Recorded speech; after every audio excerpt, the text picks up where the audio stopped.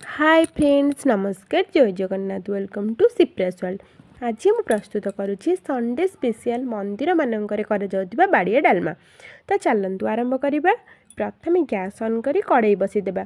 3 cup हरड़ डाली 3 cup मुग डाली 2 कप बुट डाली को भल भाव मिक्स कर रोस्ट करदेवा। रोस्ट हो गला डाली को धोईकी प्रेसर कुकर में आवश्यक अनुजाई पानी दे स्वाद अनुसार लुण हलदी गोटे और हाफ स्पून पकई 2 ରୁ 3 मिनिट पर्यंत फुटिया छाड़ीदेवा। सही समय सब प्रकार भेजिटेबल मीन कखारू आलू सारू कदली बैगण जहाँ भी भेजिटेबल थी भल भाव धोईकी काटिदेवा। 1 इंच अदा को ग्रेट करके आ 2टा कंचा लंका से आड करके प्रेसर कुकर ढांकुणी दे मीडियम टू हाई फ्लेम रे 5 मिनिट पर्यंत बसईदेवा। करेक्ट 5 मिनिट रे सीटी देवा पूर्वर ही गैस को ऑफ करदेवा। एमती कले परिबा घोली हेबनी डालमा परफेक्ट हेबो। गोटे साइड रे प्रेसर कुकर को बसई आरपट साइड रे साइड चूल्हा रे 250 ग्राम आसपास पनीर को भल भाव छाणीदेवा। यापर हांडी बसई 2टा सुखिला लंका पकईदेवा। टिके रोस्ट ही आसिले जीरा 1.5 स्पून पकईदेवा। जीरा भी टिके गरम ही आसिले 3 बड़ चमच घी ऐड करदेवा। घी सामान्य गरम ही आसिले 1 इंच अदा को छेचिकी पकईदेवा। अदा टिके गरम हो गला पर प्रेसर कुकर रे जो डालमा आमे रखिथिले से डालमा को हांडी रे पकईदेवा। आ ताको टिके फुटिया पई छाड़ीदेवा। सेई टाइम रे पनीर भी पकईदेवा।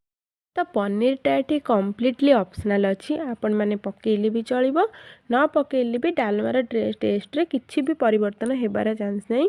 तो ये मुझे पकई आपणकर ओन इंटरेस्ट किए डायरी प्रोडक्ट्स खायापी पसंद करती तो तांकर इच्छा अनुसार आप स्किप भी करें। तो आम ये साइड चूल्हा गोटे डालमा मसला ए प्रिपेयर करदेबा।